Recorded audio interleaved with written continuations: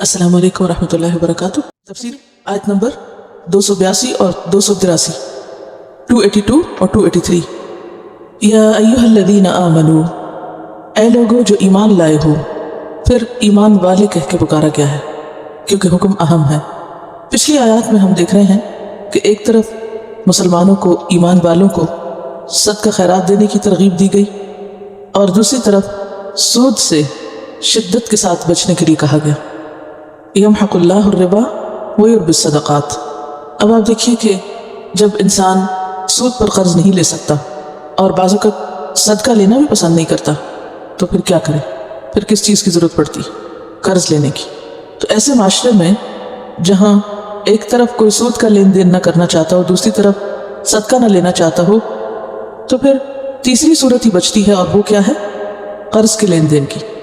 या फिर आम रोज़मर्रा ज़िंदगी के मामलात में भी इंसान को जो लेन देन के मामलात पेश आते हैं कर्ज के अलावा, जैसे ख़रीदो फ़रोख्त में, तो उनके बारे में भी हमारा दीन हमें बहुत अच्छी तरह तालीम देता है, जो इस आयत के इख्तिताम पर भी हमें पता चल रही है कि वयुअल्लिमुकुमुल्लाह, अल्लाह तुम्हें तालीम दे रहा है और अल्लाह इल्म वाला है। अपने इल्म की बिना पर तुम्हें भी इल्म दे रहा है, सिखा रहा है। और कुरान पाक में आता है कि वल्लाहु अखरजकुम मिन बुतूनि उम्महातिकुम ला तालमून शैआ, अल्लाह ने तुम्हें तुम्हारे माँओं के पेटों से इस हाल में निकाला कि तुम कुछ न जानते थे। वजअल लकुमुस समअ वल अबसार वल अफइदा लअल्लकुम तशकुरून, उसने तुम्हारे लिए कान, आंखें और दिल बनाए ताकि तुम शुक्रगुजार हो। तो शुक्रगुजारी कैसे? अल्लाह की इताअत के साथ। बेहतरीन शुक्रगुजारी क्या होती है कि अल्लाह ने जो कुछ हमें दिया है उसको सही जगह पर, सही तरीके पर इस्तेमाल किया जाए। और फिर ये बात भी याद रहे कि इस्लाम ने हमें सिर्फ नमाज रोज़े की तालीम ही नहीं दी या सिर्फ चंद अखलाकी उमूर की तालीम ही नहीं दी, बल्कि उसके साथ साथ हमें मामलात को बाहम अच्छी तरह निभाने की तालीम भी दी है। यानी जहाँ माशरती मामलात में हमें बहुत कुछ सिखाया है, वहाँ माली मामलात में बाहम किए गए मुआहदात में, कॉन्ट्रैक्ट्स में हमारा तर्ज अमल और तरीक़ाकार क्या होना चाहिए, ये भी उसने हमें सिखाया। और ख़ास तौर पर वो चीज़ें जिनमें हलाल हराम की बात हो और साथ ही जिनमें इंसानों के बाहमी ताल्लुकात के मुतासिर होने का अंदेशा हो, ख़राबी का अंदेशा हो, वहाँ खुद सही तौर पर सही बात सुझा दी गई। तो फरमाया या अय्युहल्लज़ीना आमनू। और ये याद रखिए कि ये आयत कुरान पाक की सबसे तवील आयत है। अच्छा ये बताइए सबसे छोटी आयत कौन सी? सूरत अल-मुद्दस्सिर की आयत नंबर 21, सुम्मा नज़रा, सिर्फ 6 हर्फ है, ठीक है? सबसे कम हुरूफ है इसमें, सुम्मा नज़रा। ये वैसे ही आपको थोड़ा जगाने के लिए और थोड़ा दिमाग तेज करने के लिए। ये बताइए कि कुरान पाक की वो आयत कौन सी है जिसमें सारे हुरूफ तहज्जी आते हैं, सारे के सारे लेटर्स, अल्फ़ाबेट्स मौजूद हैं। बल्कि मैं ये चाह रही थी कि जब आपको हुरूफ तहज्जी पढ़ाने हो तो उसी आयत को बतौर मिसाल आपको पेश करना चाहिए। तो अल्फ़ाबेट्स की मिसाल कौन सी आयत है? सूरत आल इमरान की आयत 154, सुम्मा अंज़ला अलैकुम, और सूरत अल-फत्ह की आयत नंबर 29, मुहम्मदुर रसूलुल्लाह वल्लज़ीना मअहू, आखिर तक।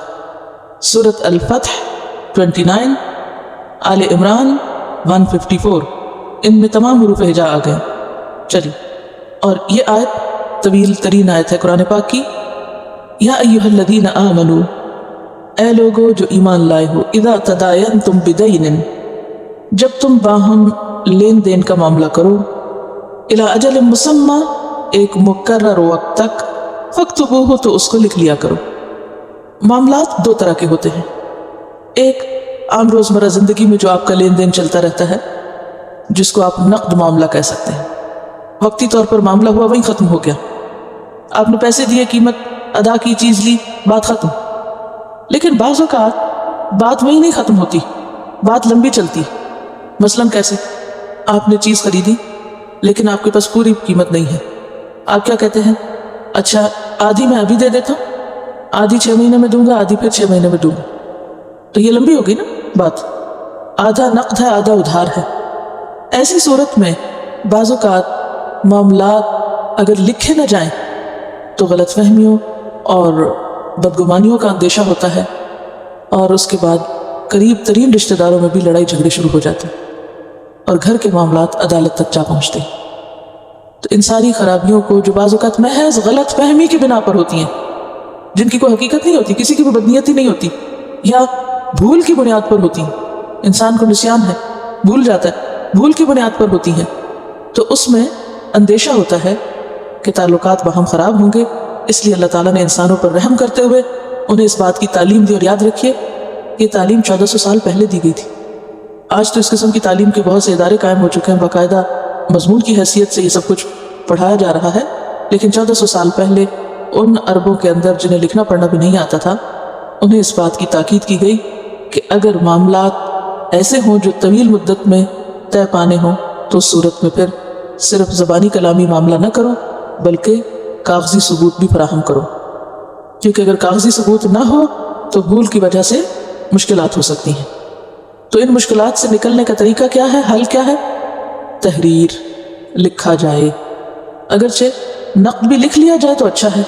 جیسے یہاں پر آپ دیکھیں کہ اس وقت آپ $1 کی بھی چیز خریدیں تو کیا ہوتا ہے, فوراً رسید دے دیتے ہیں آپ کو. تو یہ رسید کیا ہوتی ہے؟ دراصل لکھی ہوئی چیز, تحریر ہے کہ آپ نے فلاں چیز خریدی تھی اور اس کے اتنے پیسے دیے تھے, لہذا جو آپ لے گئے اور جو انہوں نے لیا وہ دونوں چیزیں ایک کاغذ کے ٹکڑے پر لکھ کے آپ کو دے دی جاتی. تو یہ ہے نقد کو لکھنے کا معاملہ. اس میں پھر اگر آپ کبھی وہ واپس پلٹانے جائیں تو کیا ہوتا ہے؟ رسید ضروری ہوتی ہے نا, رسید کے بغیر لے لیتے ہیں. آپ نے کہا میں قسم کھاتی ہوں میں نے یہیں سے چیز لی تھی, مانے گا کوئی آپ کی قسم؟ نہیں. ثبوت لائیے. رسید کیا ہے؟ ثبوت. تو بالکل اسی طرح قرض کے معاملات میں بھی ثبوت. بیع کا مطلب ہوتا ہے تجارت, بزنس, خرید و فروخت, مکان, دکان, بزنس, کوئی بھی چیز, یا طویل مدت کے سودے. ایسی سب چیزیں محض زبانی کلامی نہیں طے ہونی چاہیے, لکھ کر طے ہونی چاہیے, اور پھر لکھ کر اس پہ گواہ بھی بنا لینے چاہیے. اور بیسیکلی یہ کیا ہے؟ یعنی انسان کے تقوی کی حفاظت ہے. یعنی ایک شخص خواہ کتنا شریف النفس ہے, خدا خوف ہی رکھتا ہے, اس کے اندر کوئی خرابی نہیں, بدنیتی نہیں, لیکن بھول تو ہے نا انسان کے ساتھ. یعنی لکھنے کا حکم اس لیے نہیں دیا جا رہا کہ اللہ تعالیٰ کو آپ پر اعتماد نہیں ہے یا بندوں کو ایک دوسرے پر اعتماد نہیں. یہ بد اعتمادی کی وجہ سے نہیں, کیونکہ عام طور پر ہمارے ہاں عموماً کیا سمجھا جاتا ہے, اگر کوئی کسی کو کہے چلے لکھ لیتے ہیں, ہے تمہیں اعتماد نہیں, میری زبان پہ اعتماد کرو. برا مناتے ہیں, میری کال پہ اعتماد کرو. نہیں, بے اعتمادی کی بات ہی نہیں, بات بھول چوک کی ہے. تو یہ لفظ یاد رکھیے کہ اگر کبھی لکھنے کا معاملہ ہے اور کوئی نہ مانے یا کوئی برا منائے تو اس کی غلط فہمی دور کر دیں کہ بھائی یہ بد اعتمادی کی بات نہیں ہے, ایک تو اللہ کا حکم ہے, اور دوسرے یہ کہ میں بھی بھول سکتا ہوں, تم بھی بھول سکتے ہو. تو اللہ تعالیٰ ہماری عزتوں کی, ہماری باتوں کی, ہمارے عہد معاہدے وعدے کی, ہمارے لین دین کی حفاظت کر رہا ہے. تو اللہ کے اس حکم کو اپنے فائدے میں سمجھو, شکر ادا کرو کہ اس نے تمہیں طریقہ سکھا دیا. اس طرح انسان اللہ کے سامنے اور بندوں کے سامنے کیا ہوتا ہے؟ بری ذمہ ہو جاتا ہے. ورنہ بندوں کا بھی چور اور اللہ کا بھی چور, اور خود اپنا چور. کیونکہ جب انسان بھولتا ہے کسی بات کو تو اس کے بعد اس کو سخت پریشانی لاحق ہوتی ہے. پتہ نہیں میں نے کس سے کتنا لیا تھا, کتنا دیا تھا, کتنا دینا چاہیے تھا, کہیں زیادہ تو نہیں دے دیا, کہیں کم تو نہیں دے دیا. ایک بے چینی ہوتی ہے نا. اسی لیے آگے جا کے کیا فرمایا؟ اللہ ترتابو. یہ حکم کس لیے دیے جا رہے ہیں؟ کہ تمہارے اندر قلق نہ رہے, بے چینی نہ رہے, اضطراب نہ رہے, نہ خوف رہے, نہ غم رہے, پرسکون زندگی بسر کر سکو. تو اس سے کیا پتہ چلتا ہے کہ ہمارا دین ہمیں جو راستہ دکھا رہا ہے یہ سکون اور اطمینان اور امن کی علامت ہے. اسی میں بہتری ہے, اسی میں بھلائی ہے. پھر فرمایا وَلْيَكْتُبْ بَيْنَكُمْ كَاتِبٌ بِالْعَدْلِ. کاتب کو عدل کے ساتھ لکھنا چاہیے, کسی کی طرفداری نہ کرے, کسی کی رعایت نہ کرے, بلکہ پورا پورا حق صحیح طور پر ادا کرے. فَلْيَكْتُبْ بَيْنَكُمْ كَاتِبٌ بِالْعَدْلِ وَلَا يَأْبَ كَاتِبٌ أَن يَكْتُبَ. اور کاتب کو لکھنے سے انکار نہیں کرنا چاہیے, ضرورت کے وقت دوسرے کے کام آنا چاہیے. کما علمہ اللہ, جیسا کہ اللہ نے اس کو سکھایا ہے. اس سے کیا پتہ چلتا ہے؟ ایک تو یہ کہ علم اللہ کی طرف سے دی ہوئی ایک بہت بڑی نعمت ہے, رحمت ہے اللہ کی کہ اس نے ہمیں نوازا علم سے. ٹھیک ہے, اب اس نعمت کا شکر ادا کرنا چاہیے کہ جو کچھ ہمیں آتا ہو ہم اس سے دوسروں کو فائدہ پہنچائیں. علم کا استعمال بھی کیا ہے؟ انفاق ہے. جیسے مال خرچ کرتا ہے انسان, اسی طرح علم جب دیتا ہے تو وہ بھی ایک طرح سے انفاق کر رہا ہوتا ہے. فَلْيَكْتُبْ, اسے چاہیے کہ لکھے, وَلْيُمْلِلْ, اور چاہیے کہ املا کرائے. املل یملل, املال کا معنی املا ہی ہے، نہیں لکھوانا۔ اصل میں اردو میں آپ نے لفظ ملول کرنا سنا ہوگا، ہاں ملال سنا؟ اچھا ملال کیا ہوتا ہے؟ افسوس۔ ملال یہ ہوتا ہے کہ صاف دل جو ہوتا ہے نا اس کے اوپر کچھ اثرات آ جاتے ہیں تو وہ دل کو کیا کرتے ہیں، کوئی غم، کوئی فکر، کوئی پریشانی، وہ دل کو ملال کر دیتے ہیں۔ اچھا صاف کاغذ کے اوپر جب کچھ لکھا جاتا ہے تو وہ اس کو کیا کر دیتا ہے، ملول کر دیتا ہے، ٹھیک ہے؟ اس کے اوپر کچھ لکیریں آ جاتی ہیں نا، دراڑیں آ جاتی ہیں، جو ملل سے کیوں نکلا ہے؟ تو ولیملل چاہیے کہ لکھائے، املا کرائے، ڈکٹیٹ کرائے، الذی کون علیہ الحق جس پر حق ہے، یعنی مقروض، ولیتق اللہ ربہ چاہیے کہ اللہ سے ڈرے جو اس کا رب ہے، ولا یبخس منہ شیئا اور لکھواتے ہوئے ذرہ برابر بھی کم نہ لکھوائے۔ فإن كان الذي عليه الحق سفيها أو ضعيفا اگر تو مقروض بیمار ہے، کمزور ہے، بے وقوف ہے، او لا يستطيع أن يمل ہوا یا کسی مجبوری سے وہ لکھوا نہیں سکتا کہ مثلا بول نہیں سکتا۔ ہاں ایک اور صورت بھی ہو سکتی ہے، مثلا دوسری زبان بولتا ہے دوسرے ملک سے، تو اس صورت میں بھی ہم وہ لکھوا تو رہا ہے لیکن کوئی سمجھ ہی نہیں رہا، تو اب اس کو انٹرپریٹر کی ضرورت ہوگی، ٹھیک ہے؟ فَلْيُمْلِلْ وَلِيُّهُ بِالْعَدْلِ تو وہ انٹرپریٹر اس کا عدل و انصاف کے ساتھ لکھوائے۔ آپ نے دیکھا ہوگا کہ جیسے بعض اوقات انٹرویوز وغیرہ ہوتے ہیں اور کسی کو انگریزی نہیں بولنی آتی تو پھر کیا ہوتا ہے، ٹرانسلیٹر یا انٹرپریٹر۔ تو یہاں بھی وہی حساب ہے کہ اگر کوئی شخص خود بول نہیں سکتا یا بولتا تو ہے مگر انگریزی بولتا ہے اور جو لکھنے والا اس کو انگریزی نہیں آتی تو پھر کیا کیا جائے، بیچ میں کوئی ایک اور پڑھے اور وہ لکھوائے۔ وَاسْتَشْهِدُوا شَهِيدَيْنِ مِن رِجَالِكُمْ اور اپنے لوگوں میں سے 2 لوگ بطور گواہ بلا لو، گواہ طلب کر لو۔ استشہاد کا معنی ہے گواہ مانگ لو، لے لو۔ فَإِن لَّمْ يَكُونَا رَجُلَيْنِ اگر 2 مرد نہ ملے، فَرَجُلٌ وَامْرَأَتَانِ تو پھر کیا کرے، ایک مرد ہو جائے اور 2 عورتیں ہو جائیں۔ مِمَّن تَرْضَوْنَ مِنَ الشُّهَدَاء ان میں سے جن کو تم پسند کرتے ہو۔ اسی وجہ سے بعض اوقات 2 مرد پسند کے ہو سکتے ہیں، ٹھیک ہے، مناسب ہے، لیکن بعض اوقات مرد تو بہت سے موجود ہیں مگر وہ پسند کے نہیں، تو ایک مرد لے لو ان میں سے اور 2 عورتیں لے لو، تو عورتیں بھی گواہ ہو سکتی ہیں۔ یعنی جس پر انسان کا اعتماد ہو، دل بیٹھے، دل جمے کہ ہاں یہ جھوٹے لوگ نہیں، کل کو غلط گواہی نہیں دیں گے۔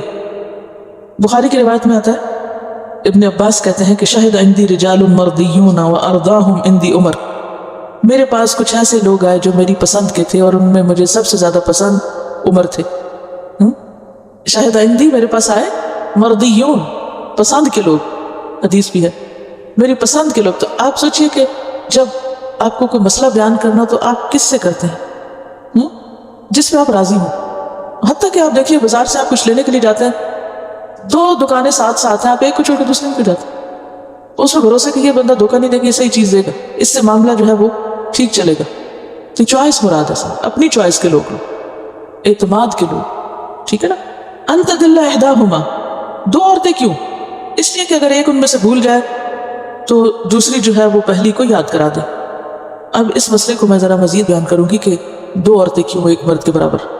عام طور پر جب گواہی کی بات ہوتی ہے تو عورت کی آدھی گواہی کے اوپر عورتیں بہت ناراض ہوتی ہیں۔ الحمدللہ آپ کے چہروں پہ میں نے کوئی ناراضگی نہیں دیکھی، آیت سنتے ہوئے، پڑھتے ہوئے، چونکہ اہل ایمان ہیں اور جس شخص کا ایمان ہوتا ہے وہ اللہ کے ہر فیصلے پہ راضی ہوتا ہے۔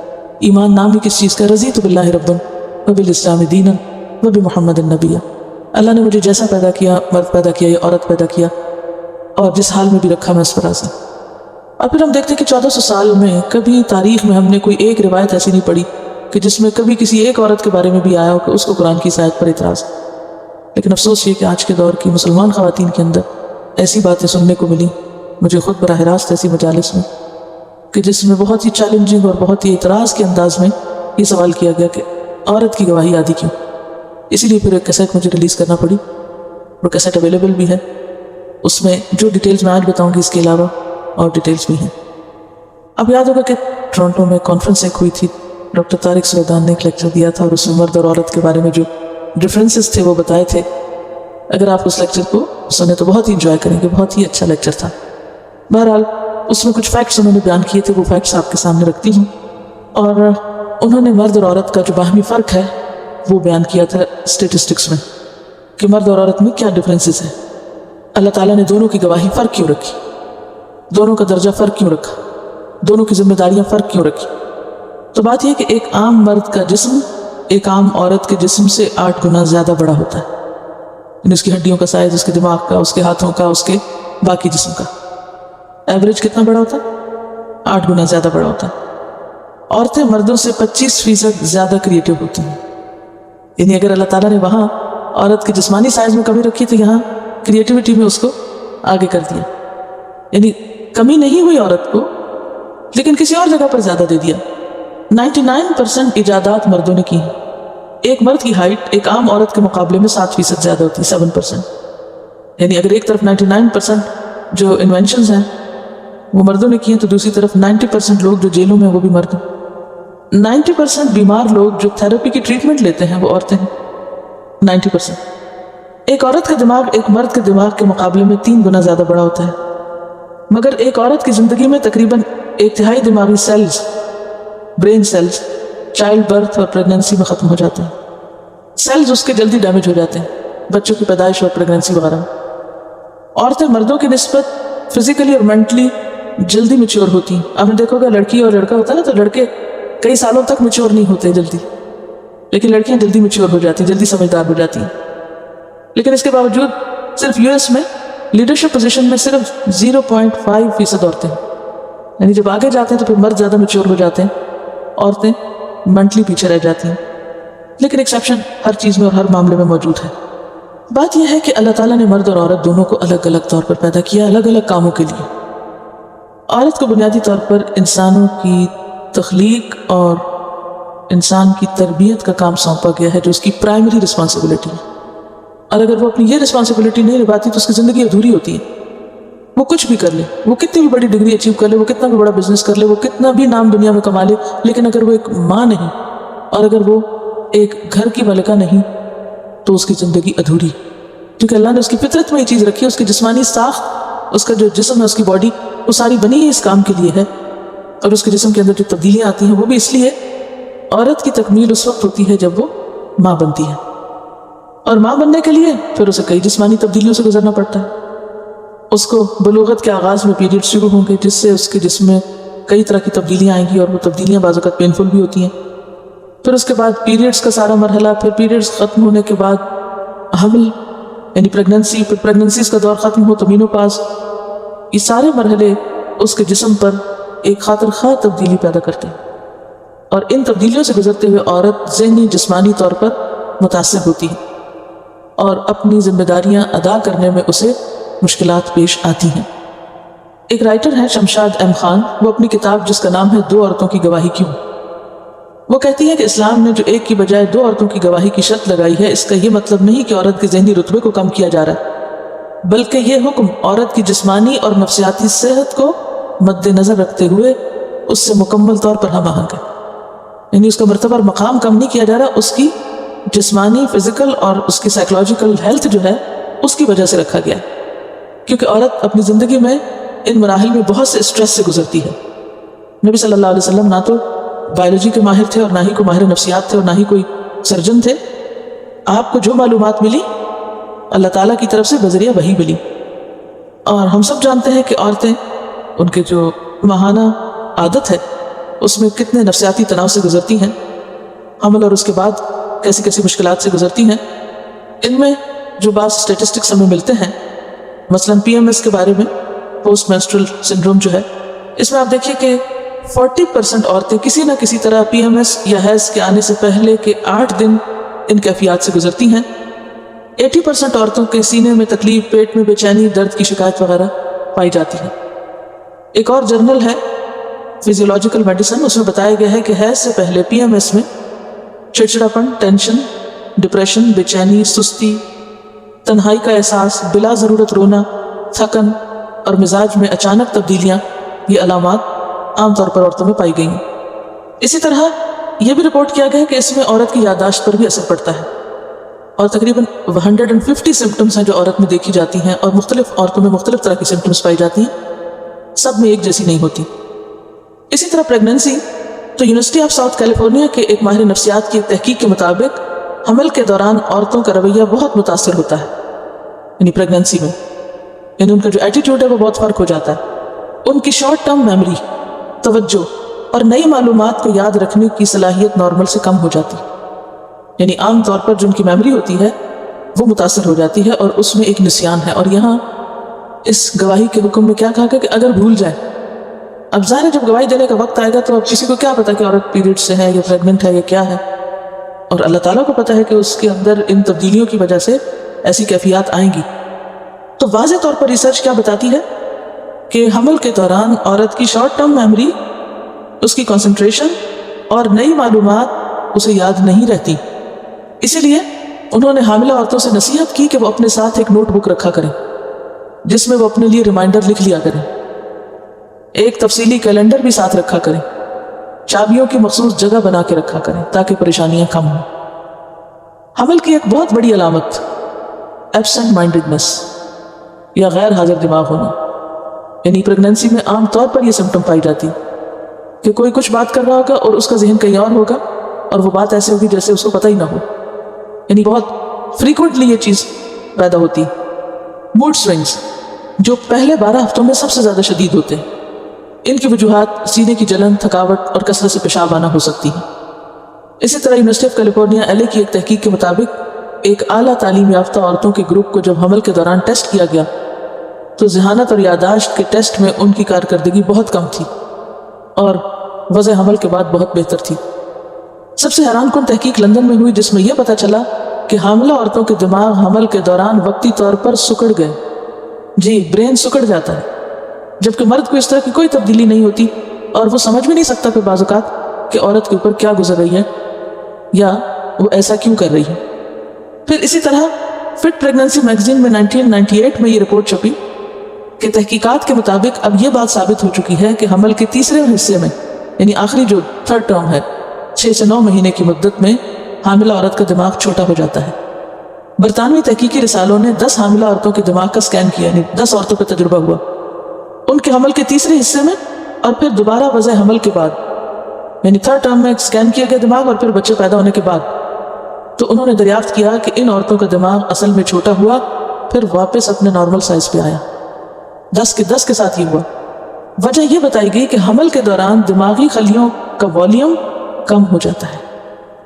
एक और अंदाज़ा यह था कि दिमाग का छोटा होना हार्मोन्स की बेतदाली की वजह से भी होता है, हार्मोनल चेंज की वजह से भी। और उन्होंने उम्मीद जाहिर की कि मज़ीद तहकीकात से इसकी मज़ीद वजाहत भी होगी।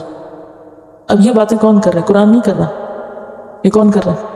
इंसान कर रहे हैं, और वो कर रहे हैं जिन्हें कुरान पर ईमान नहीं। वो बोल रहे हैं कि ये सब कुछ औरत के साथ होता है। फिर अगर कुरान कहता है कि औरत एक ना हो, गवाही के वक्त 2 हो जाएं, तो कहते हैं औरत का रुतबा कम कर दिया। रुतबा कम नहीं किया, ये उसकी मखसूस हालत जो है उसकी वजह से उसके साथ रियायत बरती गई है। ये औरत की रियायत है कि उससे बोझ हटाया गया है, उसके ऊपर जिम्मेदारी नहीं डाली गई। फिर इसी तरह बच्चे की पैदाइश के बाद वो दिमाग तो अपने साइज पे आ गया, लेकिन डिप्रेशन शुरू हो जाता है, जिसको आमतौर पर एंटीनेटल डिप्रेशन कहा जाता है। बच्चे की डिलीवरी के फौरन बाद 10 से 15% औरतें क्लिनिकली डिप्रेस हो जाती हैं। थकन का एहसास, चिड़चिड़ापन, बेचैनी की अलामात जाहिर होती हैं। इस वक्त अक्सर औरतों को इस उदासी का सबब खुद भी नहीं पता होता। अक्सर वो अपने शौहर को इल्ज़ाम देती हैं, जिससे अज़दवाजी ज़िंदगी में तनाव भी बढ़ जाता है। इसे पोस्टपार्टम डिप्रेशन का नाम दिया जाता है। 2/3 औरतें किसी न किसी सूरत में इस कैफियत से गुजरती हैं। ये वज़ह हमल के बाद पहले से तीसरे महीने तक कभी भी पैदा हो सकता है, यानी पैदाइश के 3 महीने बाद तक ये अलामात हो सकती है। हमारे आमतौर पर लोग कहते हैं औरत को साया हो गया, जिन पड़ गई, या जादू किसी ने कर दिया, या इस तरह की बातें अमूमन देखा गया। और बाज़ औरतों को तो ये शदीद डिप्रेशन होता है कि बाकायदा जैसे फिट्स पड़ते हैं। इन्हीं मुख्तलिफ औरतों की मुख्तलिफ अलामात हो सकती हैं, लेकिन अमूमी तौर पर ये इन हार्मोनल चेंजेस की वजह से। और ये कहते हैं कि कभी 1 साल की मुद्दत तक भी इसका असर हो सकता है। इसमें रोना, बेचैनी, घबराहट, बासानी परेशान हो जाना, थकन और नींद का ना आना शामिल। ऐसी औरतों को मुस्तकिल हौसला अफजाई की ज़रूरत होती है। ये जज्बातियत और कन्फ्यूजन का शिकार रहती हैं, बहुत घबराहट का मुजाहरा करती है, छोटी छोटी बातों के लिए सहारा चाहती हैं, यानी डिपेंडेंट होती हैं। बाज़ औरतों में वज़े हमल के बाद क्रोनिक डिप्रेशन सिंड्रोम पैदा हो जाता है, जिसमें कंसंट्रेशन और याददाश्त दोनों मुतासर हो जाती हैं। माहिर नफ्सियात कहते हैं कि वो आज तक इन सब के असबाब नहीं समझ सके कि असल वजह क्या है, लेकिन उनके एक अंदाजे के मुताबिक ये सब कुछ स्ट्रेस या ज़हनी दबाव की वजह से होता है। ایک اور وجہ یہ ہوتی ہے کہ حاملہ عورتوں کے خون میں فیمیل سیکس ہارمونز بہت زیادہ بڑھ جاتے ہیں، پھر ان کا لیول زچگی کے کچھ ہی دیر بعد ایک دم گر جاتا ہے، یعنی پریگننسی میں وہ لیول بڑا ہوتا ہے، زچگی کے بعد ایک دم ڈراپ ہوتا ہے اور پھر بایو کیمیکل ڈپریشن ہو جاتا ہے ان کو۔ پھر اسی طرح مس کیریج، اس میں بھی عموماً عورت کے اوپر جذباتی اور جسمانی بہت سی تکلیفیں گزرتی ہیں۔ پھر مینوپاز، یعنی جب مینسز بند ہونے کو آتے ہیں۔ تو اس کے بارے میں نیوز ویک انٹرنیشنل میگزین مئی 1992 25 اس کا نمبر ہے، اس میں ایک آرٹیکل چھپا تھا۔ اس میں ایک ڈاکٹر جینیفر نے لکھا کہ عورتوں کو کبھی یہ پتہ ہی نہیں ہوتا کہ ان کا جسم ان کے ساتھ کیا کر رہا ہے۔ بعض کو اچانک شدید گرم لہر کا احساس ہونے لگتا ہے، جو کہتے ہیں اسے کیا بولتے ہیں، ہاٹ فلیشز۔ نیند کبھی نہیں آتی، چڑچڑاپن، موڈ میں اچانک تبدیلی، یادداشت کھونا، سر درد، وزن بڑھنے کی شکایات، یعنی ساری زندگی عورتیں فٹ رہتی ہیں اور اس ایج میں آ کر ایک دم ان کا وزن بڑھنے لگتا ہے اور وہ ادھر ادھر کی ریزن سوچتی ہیں، حالانکہ وہ ان کی عمر کا تقاضا ہوتا ہے۔ آخر میں پھر انہوں نے یہی بات دہرائی کہ عورتیں بے خبر ہوتی ہیں کہ اب ان کا جسم ان کے ساتھ کیا کرنے والا ہے۔ ایک اور آرٹیکل جس میں ڈاکٹر میک ڈربن کہتے ہیں کہ حیض مکمل طور پر ختم ہونے کے پہلے سے 8 سال کے عرصے کو پری مینوپاز کہتے ہیں۔ ان 6 سالوں میں جو علامات عورتیں محسوس کرتی ہیں ان میں یادداشت کا کم ہونا شامل ہے۔ مینوپاز کی عمر عموماً 48 ایئرز سے 52 ایئرز تک ہوتی ہے، یعنی عموماً مختلف ملکوں میں مختلف بھی ایج ہو سکتی ہے۔ پھر مردوں اور عورتوں کے رویوں میں بھی فرق ہوتا ہے، ایٹیٹیوڈ بھی فرق ہوتا ہے۔ Sex differences in mental health, یہ ایک رسالے کا نام ہے۔ اس کے مطابق سروے سے یہ بات پتہ چلی کہ مرد اور عورتیں ذہنی دباؤ میں بالکل مختلف رد عمل ظاہر کرتی ہیں۔ جو باتیں عورتوں کو اپسٹ کرتی ہیں تحقیق کے مطابق وہ مردوں کو اس حد تک اپسٹ نہیں کرتی۔ 1974 کی ایک تحقیق کے مطابق 116 لڑکے لڑکیوں پہ ایک تجربہ ہوا جن کی عمر 16 سال تھی۔ اس میں 18 قسم کے رد عمل محسوس کیے گئے، ان میں ہتھیلیوں میں پسینہ، دل کی دھڑکن کا تیز ہونا وغیرہ شامل تھا۔ چنانچہ عورتوں کی مخصوص ذہنی، جسمانی اور نفسیاتی بناوٹ اور کیفیات کے مد نظر ان کے خالق نے ان کے لیے کئی آسانیاں پیدا کی ہیں، اور ان آسانیوں میں ایک آسانی کیا ہے کہ گواہی کے وقت ان کو تنہا نہ چھوڑا جائے، ان کو مدد فراہم کی جائے، سپورٹ دی جائے، مورل سپورٹ۔ لیکن عورتیں اس پر ناراض ہو گئیں اور بلیم کرنے لگیں کہ پھر عورتوں پہ روزے بھی آدھے ہونے چاہیے، نمازیں بھی 2.5 ہونی چاہیے، جو ایک بھی نہ پڑھتے ہوں ان کو 2.5 کی کیا پریشانی ہے، وہ 5 ہو یا 2.5 ہو۔ بات یہ ہے کہ ہم سب اگر اللہ کے اس نظام کو سمجھ جائیں تو ہماری بہت سی مشکلات نہ رہیں۔ لیکن انسان ایک طرف اللہ کے دین کو نہیں سمجھتا اور دوسری طرف دنیا کا علم نہیں ہوتا تو ٹھوکریں کھاتا رہتا ہے اور دنیا میں بھی اپنے لیے پریشانیاں مول لیتا ہے۔ تو سب سے پہلی بات یہ کہ بطور ایک مومن عورت کے ہمارا اس پر ایمان ہونا چاہیے کہ اللہ نے اگر ہمارے لیے یہ حکم رکھا ہے تو پھر اسی میں ہی خیر ہے، اس میں سچائی۔ دوسری بات یہ کہ آپ سوچ رہے ہیں کہ اتنی پریشانی عورت پہ اور بعض اوقات اس کو بھی ایکسپلائٹ کیا جاتا ہے، عورت ہونا ہی ایک جرم ہے، ہم عورت نہ ہوتے تو اچھا تھا۔ اس طرح کی باتیں بھی بہت سننے میں آئی، یہ بھی غلط ہے۔ اللہ نے چنا ہمیں عورت بننے کے لیے، ہم سے ایک خاص کام لیا، ماں کے درجے میں 3 گنا باپ سے زیادہ درجہ دیا ہے۔ ایک شخص آیا، اسے پوچھا سب سے زیادہ میرے حسن سلوک کا مستحق کون ہے؟ اور میں امک، پھر امک، پھر امک، اور ماں کے قدموں میں جنت رکھی، ماں کی نافرمانی حرام کی گئی۔ یہ سب کس وجہ سے کہ ماں تکلیف زیادہ اٹھاتی ہے۔ اگر ہمارا معاشرہ سمجھتا نہیں، نہ ماں کو حق دیتا ہے نہ عورت کو اس کا حق دیتا ہے، تو پھر یہ ہمارے معاشرے کا قصور ہے، دین کا نہیں ہے۔ عورت رائٹ برین سے سوچتی ہے اور مرد برین کے لیفٹ حصے سے، تو سوچنے کا اسی لیے پوائنٹ آف ویو فرق ہوتا ہے۔ اسی لیے اللہ تعالیٰ نے قرآن پاک میں مردوں کو کیا حکم دیا ہے؟ یا ایھا الذین آمنوا ان من ازواجکم و اولادکم عدو لکم، کہ تمہاری بیویوں اور بچوں میں سے تمہارے دشمن ہو سکتے ہیں۔ یعنی اس حد تک تم دیکھو گے کہ تمہارے خلاف ہیں کہ جیسے دشمن کو خلاف ہو، لیکن اس کا حل کیا ہے؟ فاعفوا واصفحوا واغفروا، معاف کر دو، درگزر کر دو، جانے دو، فإن اللہ غفور رحیم، تو اللہ بھی غفور رحیم۔ کیونکہ جب ان کنڈیشن سے عورت گزرتی ہے تو اس میں پھر مرد کو بھی بہت صبر اور حوصلے کی ضرورت ہوتی ہے۔ اللہ تعالیٰ نے ہر ایک کو، یعنی ماں کو یا عورت کو یا مرد کو یا باپ کو الگ الگ کاموں کے لیے پیدا کیا۔ اب عورت کو اللہ تعالیٰ نے جس کام کے لیے پیدا کیا وہ اس کے لیے بہت فٹ ہے، اور اسی کے لیے اس کو جسم کی خاص ساخت دی اور اس کو سارا یہ سب دیا۔ اور اگر کوئی بھی شخص اس فطرت کے نظام کو تبدیل کرنا چاہتا ہے کہ عورت سے یہ کام چھڑا کے کوئی اور لینا چاہتا ہے، تو وہ ایک طرح سے اللہ کی تخلیق کے ساتھ ناانصافی کر رہا ہے۔ بالکل ایسے ہی کہ جیسے اگر کسی فیکٹری میں کوئی مزدور اس مشین سے جو ایک خاص کام کے لیے بنائی گئی ہو اسے کوئی اور کام لینے لگے تو کیا کرے گا؟ اس مشین کے ساتھ بھی جاتی ہوگی اور اس کو بھی نکال باہر کیا جائے گا، قبول نہیں کیا جائے گا۔ مثلا اگر آپ برتن دھونے کی مشین میں کپڑے ڈال دیں یا کپڑوں کی مشین میں برتن ڈال دیں، اچھا سا کراکری کا سیٹ ڈش واشر کی بچھائے کس میں، واشنگ مشین میں ڈال دیں، تو باہر کیا نکلے گا؟ یعنی اللہ تعالیٰ نے انسانوں کو تخلیق کیا، اور پھر تخلیق کا کام عورت سے بھی، کتنا بڑا مقام ہے عورت کے لیے. ایک بک پڑھنے کا اتفاق ہوا تھا، it's about woman between Islam and western society. تو اس کے اندر بتایا ہوا تھا کہ کیسے جب سے عورتوں کو فورس کیا گیا ہے انٹو دا ورک فورس کہ آئیں باہر، گھر سے باہر آ کر کام کریں، تو کتنے برے افیکٹس ہوئے ہیں اس کے، not only on the woman but also on the society. اس کے بارے میں ایک بتایا ہوا تھا کہ جیسے پہلے جو ہے عورتوں کو میٹرنٹی لیو نہیں دی جاتی تھی. تو یہ شروع کیسے ہوا تھا، ایک عورت کام کرتی تھی، she was working some where, اور اس طرح شی ہیڈ ٹو ٹیک لیو، اور اس نے کہا تھا کہ میری جو جاب ہے وہ کسی اور کو نہیں دی جائے، مگر کمپنی نے کسی اور کو ہائر کر لیا، کیونکہ اگر وہ کسی اور کو ہائر نہیں کرتے تو کمپنی کو نقصان ہوتا. تو کیا ہوا کہ جب عورت واپس آئی تو اس کو جاب نہیں ملا، اور عورت جو ہے یہ کورٹ میں کیس لے گئی کہ it's not fair with me. تو اس کے بعد سے یہ لا پاس کیا گیا کہ کسی بھی عورت کو اگر میٹرنٹی لیو لینی ہے تو اس کو پے کیا جائے گا. مگر اس کے بعد سے دیکھا گیا کہ کمپنیز کو اوور آل اتنا لاس ہو رہا ہے اکنامکلی، فائنینشلی، کہ وہ لونز لے کر میٹرنٹی لیو پہ جو عورتیں جاتی ہیں ان کو پیمنٹ کرتے ہیں. تو اس طرح سے پورے نظام میں ایک طرح سے خلل آ رہا ہے. اور اس سے یہ بھی پتہ چلتا ہے کہ اگر ایک عورت کا کام نہیں ہے یہ، تو پھر اگر اس کو جب فورس کیا جائے گا، جیسے ابھی ہم نے پڑھا کہ عورتوں کے پریگننسی کے بعد کتنی زیادہ چینجز آتے ہیں، جب ایک دم سے وہ جب کام میں جاتی ہے تو وہ کام میں صحیح سے اٹینشن نہیں پے کر سکتی، اور اس طرح سے پورے کے پورے بزنسز میں لاس ہوتا ہے، صرف اس لیے کہ ایک عورت کو فورس کیا جا رہا ہے کہ she should come and she should work. اور یہ جب 20th سینچری کے شروع میں جب عورتوں کو انکریج کیا کرتے ہیں کہ آپ لوگ گھر بار کو چھوڑیں اور آ کے کام کریں، تو اس وقت ایسی عورتوں کو تھرڈ جینڈر کہا جاتا ہے، کہ یہ نہ تو مرد ہیں نہ ہی عورتیں ہیں، دیر سم ادر جینڈر، مطلب کہ دیر کمپلیٹلی ان ایکسیپٹیبل. اور اس کے بعد سلولی اینڈ گریجولی عورتوں نے اس طرح سے اپنا پوزیشن لیا، مگر اس کے باوجود دیکھا گیا ہے کہ نہ ہی تو سوسائٹی اسٹیبل ہوئی ہے، نہ ہی تو اکانومی اسٹیبل ہوئی ہے، مگر اس کے بجائے اور زیادہ سفر کر رہی ہیں. کیونکہ جب عورت گھر سے باہر نکل کے دوسرے کام شروع کرتی ہے تو اس کی جو نسوانیت ہے اس پر بھی اثر ہوتا ہے نا. اب نہ صرف یہ کہ ماؤں کو بلکہ باپوں کو بھی ساتھ میٹرنٹی لیو دی جا رہی ہے تاکہ وہ بچوں کو لک آفٹر کریں، کیونکہ ڈراسٹیکلی وہ ڈراپ ہو گیا ہے نا ان کا جو لیول ہے جو پیدائش کا بھی. انشاءاللہ سورۃ النساء آئے گی تو پھر وہاں مزید ڈیٹیلز یعنی عورت اور مرد کے رولز کے اوپر بات ہوگی.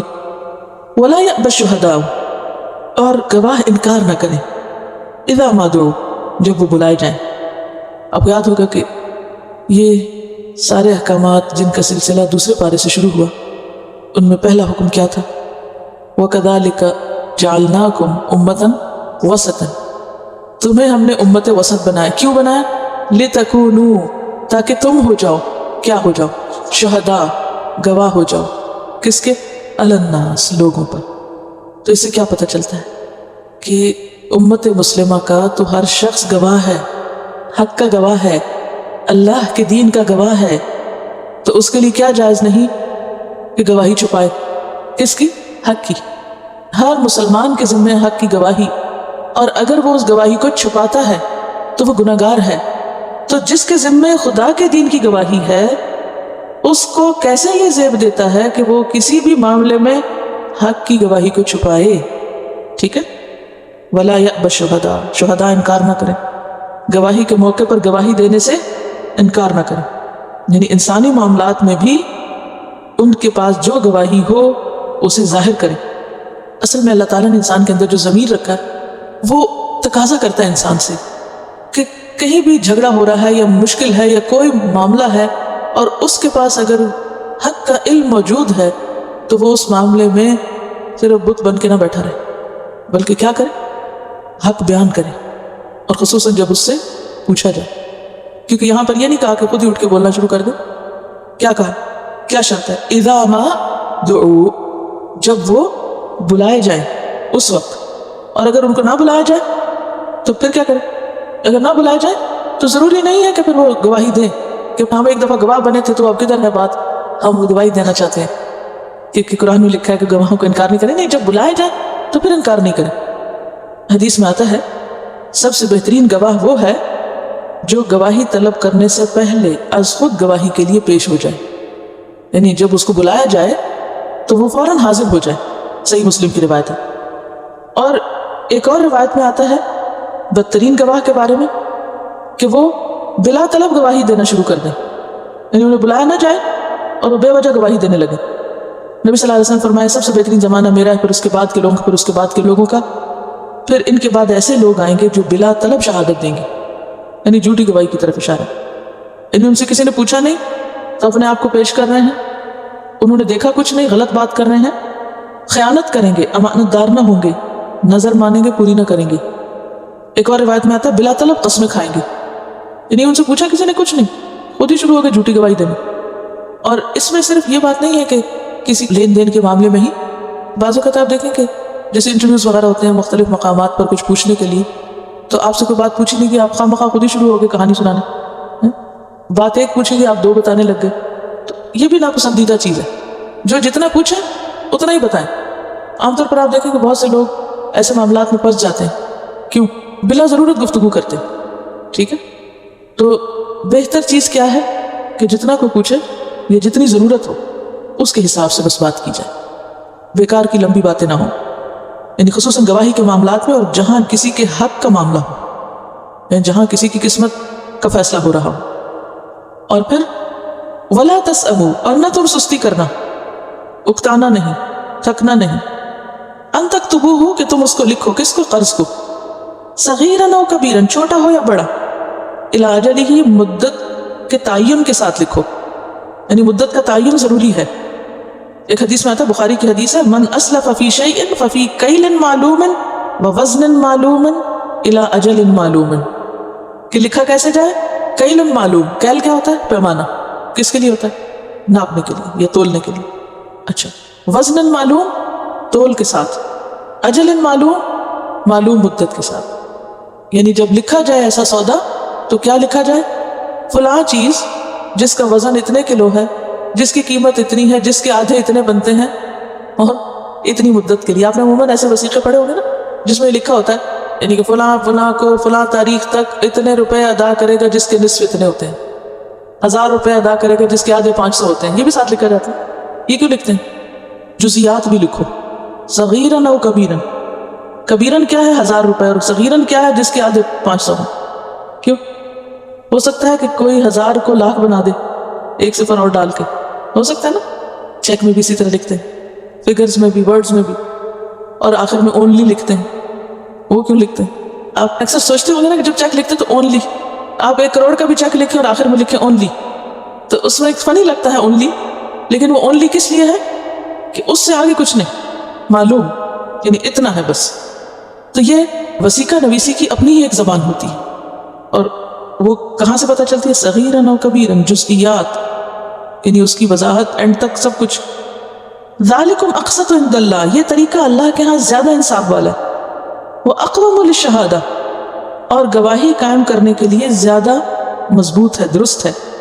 وہ ادنا اللہ ترتابو, اور اس لحاظ سے بھی اچھا ہے, قریب تر ہے کہ تم شک میں نہ پڑو, تمہیں شک سے بھی بچانے والا ہے. تو اس سے کیا پتہ چلتا ہے کہ شک سے بچانے والا, اس سے تم شک میں نہیں پڑو گے. یعنی تحریر ایسی لکھو کہ جس کو پڑھ کے زومانہ باتیں سامنے نہ آئے, بلکہ بالکل کلیئر, صاف ستھرا, واضح, there should be no doubt about it, اور تمہیں بعد میں بھی کوئی قلق اور اضطراب نہ ہو. الا ان تکون تجارتا حاضرتا, مگر یہ ہے کہ آمنے سامنے لین دین ہو, تدیرونہا بینکم, جیسے تم ایک دوسرے میں گھماتے رہتے ہو. فلیس علیکم جناح, تو کوئی گناہ نہیں تم پر, کس بات کا؟ اللہ تکتبوہا, کہ تم اس کو نہ لکھو. پھر نہ بھی لکھو تو گناہ نہیں. اس کا کیا مطلب ہے؟ کب نہ لکھنے کا گناہ نہیں؟ جو روزمرہ کے لین دین ہے, مثلا کسی سے آپ نے چھوٹی موٹی کوئی چیز لی, پیسے دیے, چیز لی اور گئے. آپ نے گاڑی روکی, کوئی کچھ بیچ رہا تھا, وہیں سے ہاتھ آگے بڑھایا, اچھا یہ لو یہ پیسے, فلاں چیز مجھے دے دو, اسے لیا اور آپ گھر گئے اور وہ گیا اپنے جگہ. کوئی بات نہیں اگر نہیں لکھا اس نے اور نہیں اس کے پاس کوئی رسید بنانے کی چیز.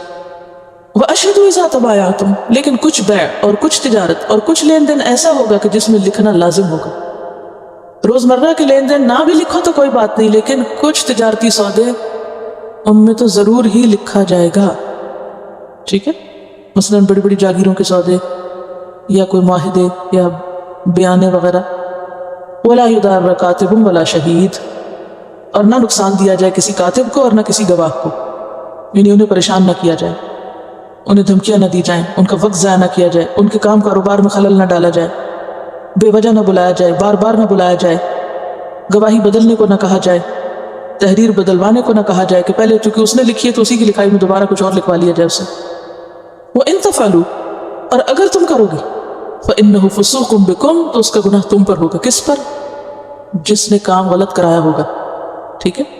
اب بعض اوقات ایسا تھا نا کہ کاتب کو پریشرائز کر کے آپ ایک کام کروا لیتے تو گناہ کس پہ؟ جس نے کرا ہے. فسوکم بکم واتقوا اللہ، اور اللہ سے ڈرو، ایسا مت کرو.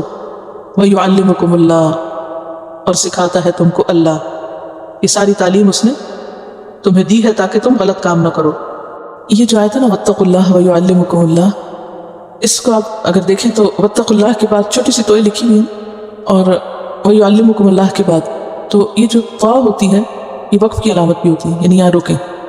تو اگر ہم اس کو یہاں روکیں گے تو پھر معنی کیا ہوگا واتقوا اللہ، یعنی پیچھے کے ساتھ لگ جائے گا کہ معاملات طے کرنے میں آپس میں اللہ سے ڈرو، یعنی اللہ سے ڈر کے معاملات طے کرو. اور پھر ویعلمکم اللہ الگ بات ہوگی کہ اللہ تم کو تعلیم دیتا ہے، یہ سارے معاملات اللہ نے تم کو سکھائے ہیں طے کرنا. اور اگر ہم واتقوا اللہ ویعلمکم اللہ کو اکٹھا پڑھیں تو پھر کیا معنی ہوگا؟ اگر تم چاہتے ہو کہ اللہ تم کو علم دے تو اس کا راز کس میں ہے؟ اللہ کے تقوی میں، کہ جو اللہ سے تقوی کرے گا اللہ اس کو سکھا دے گا. ٹھیک ہے. واللہ بکل شیء علیم، اور اللہ ہر چیز کو جاننے والا ہے. وَإِن كُنتُمْ عَلَىٰ سَفَرٍ، اور اگر ہو تم سفر پر، وَلَمْ تَجِدُوا كَاتِبًا، اور تمہیں کوئی کاتب نہیں مل رہا، اور کوئی معاہدہ ہو رہا ہے یا کوئی قرض کا لین دین ہو رہا ہے، اب دینے والا تم پر اعتماد نہیں کرتا، فرحان مقبوضہ، تو کیا کرو؟ کوئی چیز گروی رکھ دو. ریحان جو ہے رہن کی جمع یا مصدر ہے رہن رکھنا. مقبوضۃ قبضہ کی ہوئی، یعنی رہن رکھنے کی چیز جو مقروض کی طرف سے قرض دینے والے کے پاس رکھ دی جائے. مقبوضہ کا لفظ ہے نا قبض سے، قاف بے دعات. قبضہ کہتے ہیں مٹھی کو، یعنی اس کی ملکیت میں اس کے ہاتھ میں آ جائے گی. اور ریحان یعنی رہن رکھو، قبضہ کی ہوئی کس کے قبضے میں؟ جو دے رہا ہے، جس سے تم قرضہ لے رہے ہو اس کے ہاتھ میں دے دو، اس کی مٹھی میں دے دو. یہ مطلب مثلا آپ کو پیسے چاہیے، آپ نے گھڑی پہنی ہوئی ہے، ٹھیک ہے، آپ اپنی گھڑی اتارتے ہیں اور آپ دوسرے کی مٹھی میں دیتے ہیں، یہ گروی رکھ لو، مجھے اتنے پیسے دے دو. اب گھڑی آپ کی کس کے قبضے میں چلے گی؟ جس سے آپ نے پیسے لیے. تو ریحان مقبوضۃ، مقبوضہ کس کے پاس ہے؟ کون قبضہ کرے آپ؟ یعنی آپ کے ہاتھ سے اتر گئی گھڑی، کس کے پاس چلی گئی؟ دوسرے پاس چلی گئی جس سے آپ کو پیسے لینے.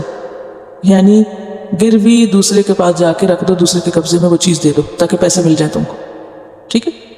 فَإِنْ أَمِنَ بَعْضُكُمْ بَعْضًا، پھر اگر اعتماد کرے تم میں سے بعض پر. کون کس پر؟ قرض دینے والا. بعضکم ہے قرض دینے والا، اعتماد کرے کس پر؟ بعضاً قرض لینے والے پر. ٹھیک ہے، مقروض پر. فَلْيُؤَدِّ، تو چاہیے کہ ادا کر دے. الذی، وہ شخص، الذی کے نیچے لکھ لیجئے مقروض، مقروض کو چاہیے کہ ادا کر دے. اؤتمنہ، جو امین بنایا گیا تھا، امانتہ، اس کی امانت کو، یعنی جس کے پاس اس نے امانت رکھی تھی پھر وہ امانت لوٹا دے. وَلْيَتَّقِ اللَّهَ رَبَّهُ، اور چاہیے کہ ڈرے اللہ سے جو اس کا رب ہے. وَلَا تَكْتُمُوا الشَّهَادَةَ، اور گواہی نہ چھپاؤ، کیونکہ گواہی چھپانا کبیرہ گناہ. وَمَن يَكْتُمْهَا، اور جو اسے چھپائے گا فَإِنَّهُ آثِمٌ قَلْبُهُ، تو اس کا دل گناہگار ہوگا. ابھی میں اس کی مزید وضاحت کروں گی. وَاللَّهُ بِمَا تَعْمَلُونَ عَلِيمٌ، اور اللہ ساتھ اس کے جو تم عمل کر رہے ہو سب جانتا ہے، خوب جانتا ہے. اب یہاں پر آپ دیکھیے کہ رہن کا مطالبہ 4 صورتوں میں ہوتا ہے. ٹھیک ہے. رہن کیا ہے؟ گروی رکھی ہوئی چیز جس کے بدلے آپ قرضہ لیتے ہیں. ٹھیک ہے. ایک بات تو یہ ہے سفر میں. ایک دوسری صورت حضر میں. حضر ہوتا ہے گھر میں ہو آپ اور کاتب نہ ملے، نہ سفر میں کاتب ہے نہ گھر میں کاتب ہے، لکھنے والا کوئی نہیں. اب اس کو ذرا سا ریلیکس ہو کے سنیے. آپ کو قرضہ لینا ہے کسی سے، وہ آپ کی بہن ہے، بھائی ہے، آپ جا کے لے لیں، لکھ لیں، لکھ کے آپس میں کہ بھائی یاد رہے، لکھ لیتے ہیں. اچھا میں نے سائن کر دیا، تم بھی کر دو، آپس کی تحریر بنا لیں. کوئی بہت بڑا قانونی مسئلہ نہیں، گھر کی بات ہے. ٹھیک ہے. آپ کو آتا لکھنا یا اس کو آتا، دونوں میں سے کوئی لکھ لے. ایک صورت یہ ہے کہ بہن بھائیوں کا معاملہ نہیں ہے کہ بڑے پیمانے پہ بڑا سودا ہو رہا ہے، قانونی وسیقہ نویس سے بندہ لکھوائے پراپر طریقے سے ڈاکیومنٹیشن میں. اب ایک ایسی جگہ ہے کہ جہاں کوئی لکھنے والا ہی نہیں مل رہا. اب کیا ہے؟ اعتماد نہیں ہے دینے والے کو کس پر؟ جو لے رہا ہے، کہ کہیں یہ لے کے بھاگنا چاہے گھر میں ہو چاہے سفر میں، دونوں صورتوں میں. اگر لکھنے والا کوئی نہیں ہے، لکھی ہوئی بات نہیں، تو پھر وہ کہتا ہے اچھا میں دے تو دوں گا مگر کوئی ضمانت رکھو. تو رہن کیا ہے؟ ضمانت. اچھا بھئی یہ میری گھڑی تم لے لو، مجھے 1000 روپیہ دے دو. اور وہ عام طور پہ رہن جو چیز رکھی جاتی ہے اس کی ویلیو उससे मिलती जुलती होती, करीब करीब होती। अब वो रहन उसने उधर जमा करा दी, अच्छा तुम फलां मुद्दत तक दे दो और फिर जब मैं तुम्हें पैसे दूं तो तुम मुझे वापस कर देना। वही अल्लाह ताला फरमाते फिर चाहिए कि वो वापस लौटा दे उसकी चीज़, ये नहीं कि वो पैसे भी ले ले और चीज़ भी हड़प कर जाए, वो अमानत है। इसीलिए यहाँ से ये हुक्म भी निकलता है कि वो उसको इस्तेमाल नहीं कर सकता। वो ये नहीं कि अच्छा चलो वो रहन रख गया, अगले दिन वो घड़ी पहन के बाहर निकल जाए, ये नहीं कर सकता वो, ठीक है। तो अब एक सूरत क्या है, यानी घर में भी रहन हो सकता है और सफ़र में भी हो सकता है, उस सूरत में जबकि कातिब ना हो। तीसरी सूरत यह है कि कातिब तो है लेकिन कर्ज देने वाला तहरीर पे एतमाद नहीं करता, वो कहता है मुझे सिर्फ लिखे हुए पे कोई यकीन नहीं, मुझे ज़मानत के लिए भी कुछ चाहिए, ठीक है, इसलिए वो रहन का मुतालबा करता है। तो इससे ये पता चलता है कि रहन तहरीर के साथ भी हो सकता है और तहरीर के बगैर भी हो सकता है। और जहाँ तक रहन का मामला, हज़रत आयशा फरमाती हैं कि रसूलुल्लाह सल्लल्लाहु अलैहि वसल्लम ने एक यहूदी अबू शहम से उधार अनाज खरीदा 30 सा जो अपने घरेलू ज़रूरियात के लिए, और आपने अपनी ज़रा बतौर रहन उसके पास रखी थी, ठीक है। और ये कब था, आप सफ़र में नहीं थे, यानी कुरान ने सफ़र का जिक्र इसलिए किया कि अमूमन सफ़र में ये मुश्किल पेश आती, वरना ये मामला घर में भी हो सकता है। मदीना में आपने ये मामला किया था, एक नॉन मुस्लिम के साथ किया था, और जाहिर है कि दोनों फरीकों में एतमाद की फ़ज़ा बहाल करने के लिए फिर ज़रा को गिरवी रखा गया था। गिरवी नहीं बोलते आप जैसे, गिरवी या ज़मानत या रहन तीनों लफ्ज़ हो सकते हैं। तो वो आपने यानी उस सूरत में रखी क्योंकि आपने पैसे बाद में अदा करने थे, अनाज ले लिया, चीज़ रख दी और पैसे बाद में दिए। अच्छा, अब आप देखिए कि सफ़र हज़र कातिब नहीं, सफ़र हज़र कातिब है, तहरीर है, एतमाद नहीं। 4 सूरतें हो गई, 4 जगह हो गई ना। सफ़र में रहन, हज़र में रहन, किस सूरत में, कातिब ना मिले। सफ़र में रहन, हज़र में रहन, जब कातिब हो लेकिन एतमाद ना हो, ठीक है, समझ गए। अच्छा, यहाँ एक 2 बातें और भी याद रहें जो रहन ही से मुतल्लिक हैं। उनमें से एक बात तो ये है कि रहन जिसका माल होता है, जो असली मालिक है, उस चीज़ को अगर कोई नफ़ा या नुकसान होता है तो वो मालिक का ही शुमार होगा, जिसके पास चीज़ रखी हुई है उसका ज़िम्मा नहीं। मसलन ये है कि अगर किसी ने अपनी गाय किसी के पास छोड़ी और कहा मुझे तुम 1000 रुपया दे दो, ये गाय रख लो, गाय मर गई, उसकी मौत आई तो मर गई। अब ये शख्स कहे कि मैं तुम्हारा कर्जा नहीं वापस करता क्योंकि तुम्हारे घर में मेरी गाय मर गई, नहीं, अगर जानबूझ के उसने नहीं मारी और खुद मर गई, बीमारी लग गई, उसको मर गई, तो उसका जिम्मा नहीं होगा, नुकसान मालिक का ही होगा।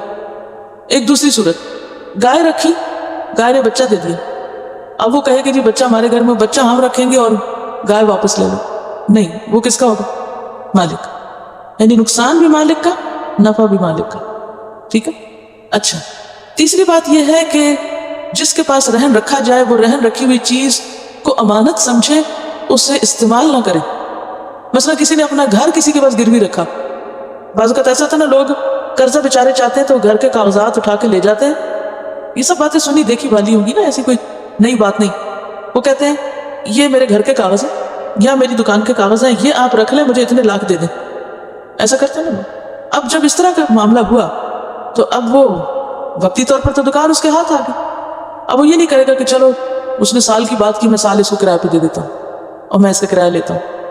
या घर है तो वो कहे वो ज़रा बड़ा घर है, हमारा घर छोटा, चलो हम वहाँ जाके रहते हैं, अब साल के लिए तो हमारे पास है ना, क्योंकि हमने उसको इतने लाख दिए हमें।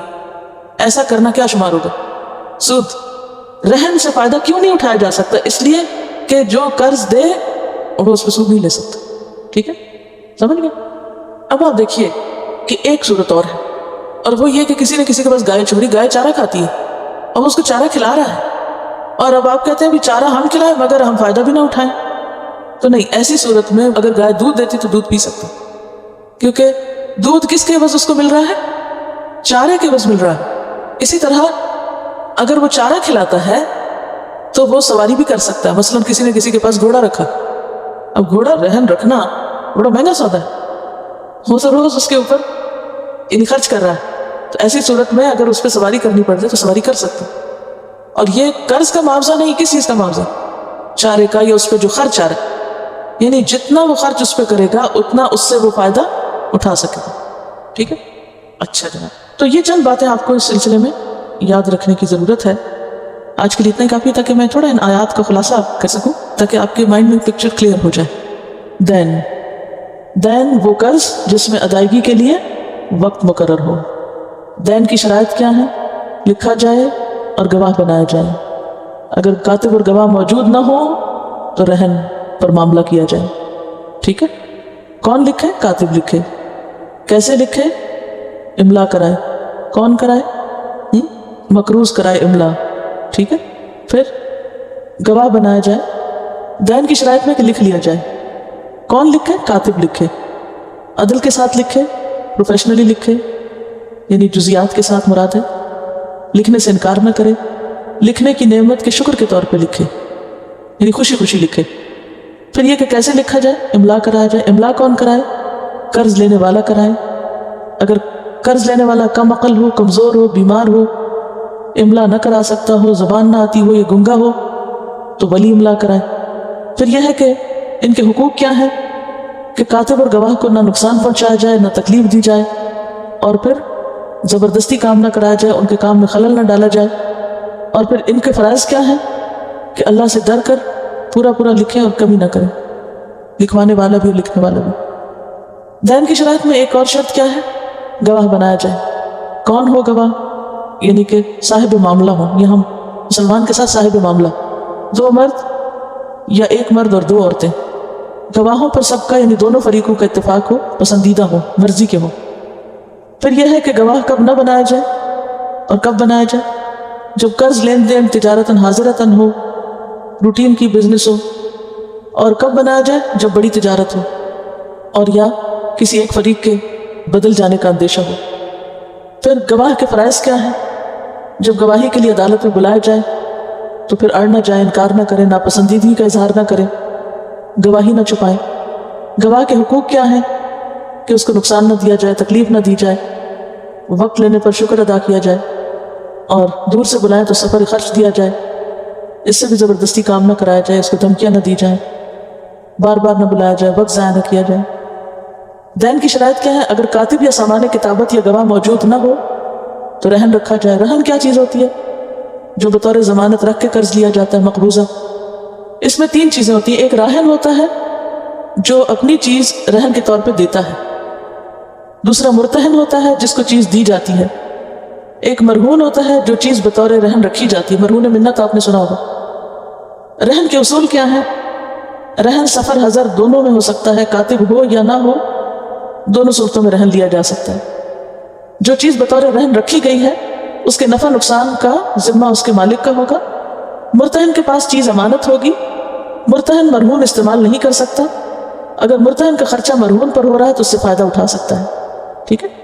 یعنی اگر مرتہن کا خرچہ یعنی جیسے گھوڑے کا خرچہ یا گائے کا خرچہ ہو رہا ہے تو پھر وہ اس کے عوض اس رہن والی چیز سے فائدہ اٹھا سکتا ہے. ایک اور صورت، باہم بھروسے پر بھی معاملہ کر لیا جائے تو ٹھیک ہے، اور قرض لینے والا قرض ضرور واپس کرے، امانت ادا کرے، کیونکہ یہ مال اس کا اپنا نہیں ہے، اس کے پاس ایک طرح سے بطور امانت ہے. وآخر دعوانا ان الحمد للہ رب العالمین.